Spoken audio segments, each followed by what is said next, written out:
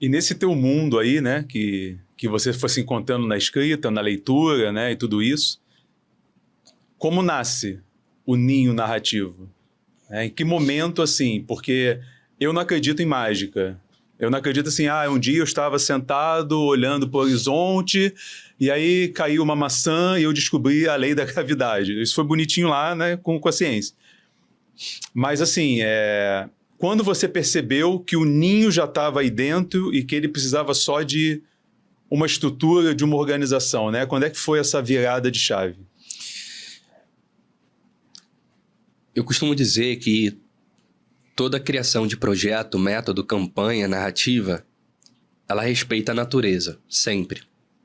Quando um dia começa, meia-noite, não tem sol no céu. Você começa o dia nas trevas, na escuridão, no caos. Então, à medida em que você vai trilhando o dia, o sol nasce, a clareza vem e as coisas vão acontecendo, as flores desabrocham, a coisa acontece toda lá. Na construção de um projeto e do discernimento e desenvolvimento de um método é a mesma coisa. Então, o caminho foi feito enquanto o caminho era trilhado. Foi muito de transformar a intuição num processo e transformar o processo num método e validar esse método aplicando.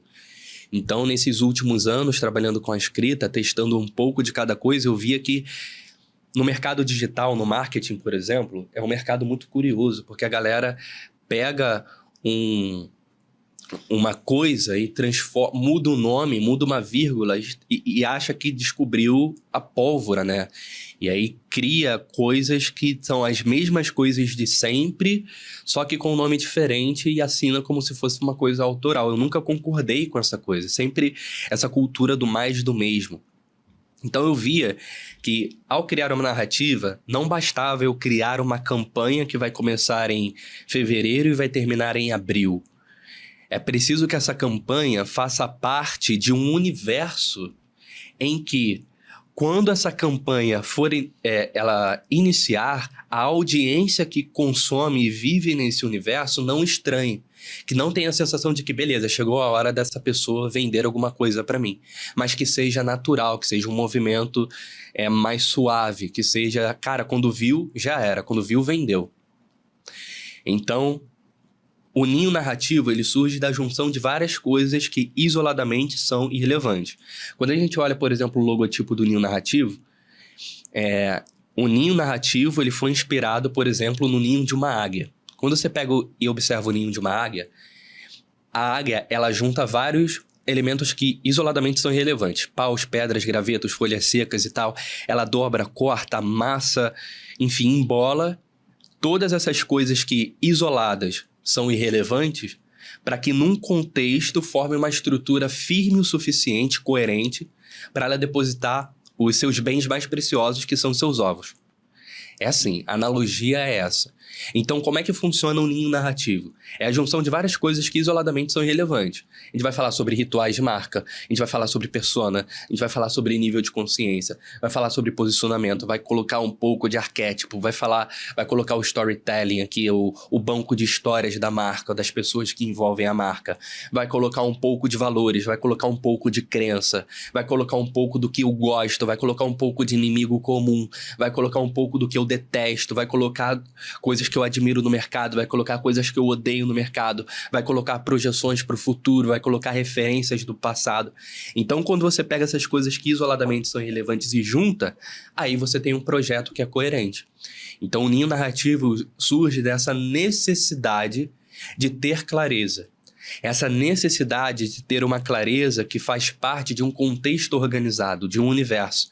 Porque quando nós executamos, por exemplo, na nossa empresa, o ninho narrativo não é para entrar, desenvolver uma campanha e ir embora. Nós criamos o universo junto da marca e nesse universo nós executamos campanhas.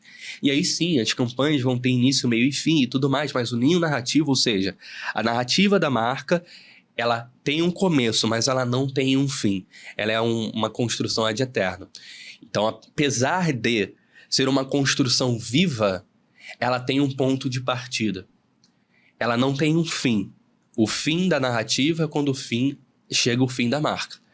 Então, como a marca tem uma projeção para o longo prazo, Então a narrativa também ela se projeta junto com a marca lá no longo prazo, onde a gente não sabe como, não sabe onde, não sabe quando, mas a gente vai construindo o caminho à medida que o caminho é trilhado.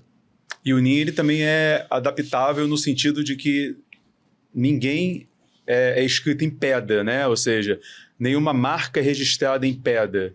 As marcas que se sustentam no mercado, elas vão evoluindo, né? Elas vão mudando.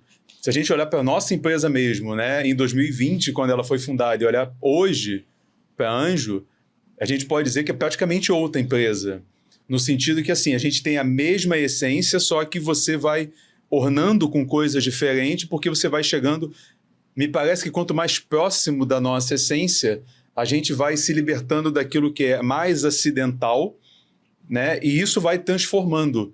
Então, numa narrativa, por exemplo, que a gente vai traçar esse caminho, a gente tem essa persona, e daqui a pouco as coisas já não são mais daquele jeito, não porque elas estão diferentes, mas elas estão evoluídas. E aí nisso que eu percebo que quando você disse que o ninho narrativo é algo que é mutável no sentido assim, ele vai evoluindo, ele vai crescendo, ele não está escrito em pedra. Então você está percebendo, sei lá, a gente estava conversando com a Marina, que tinha 25 anos e era design e tal, e de repente hoje eu já estou conversando com o Fernando, que tem 30 anos e é copywriter. Né? E não significa que eu mudei, significa apenas que quanto mais próximo da minha essência, né, mais o ninho narrativo foi se aprimorando, foi ficando, que a gente chama dessa sintonia fina.